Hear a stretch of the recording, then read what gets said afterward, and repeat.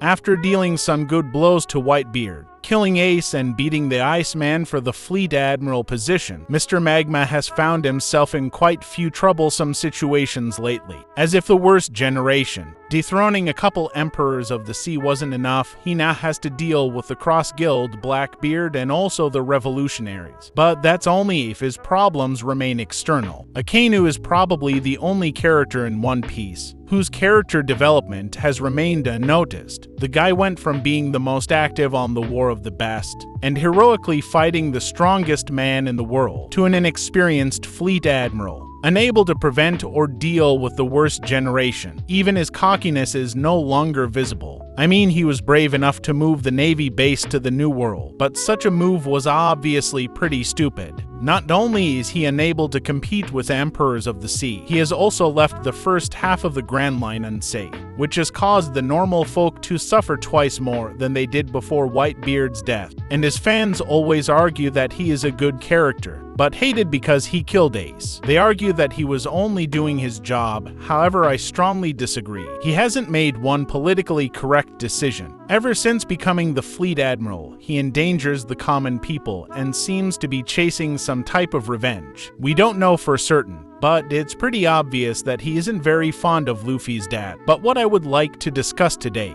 is the fact that his troubles are only beginning. I mean, sure, external troubles like Luffy, Teach, and Sabo are a massive headache, but also his leadership has not gained the favor of the hierarchy. The five elders won't like his rebellious attitude. And as for the current admirals, only Kizaru is truly shown to be supportive of him. Green Bull failed to stop Sabo and capture Luffy. Fujitora has been against him for a while now, not to mention that he shows open displeasure to legends like Sengoku and Garp, who are massively influential. Such attitude has been breeding division on the naval ranks, which has led to the foundation of SWORD. Many people will be skeptic when I say that Garp is at least one of the leaders behind the scenes. But doesn't it make sense?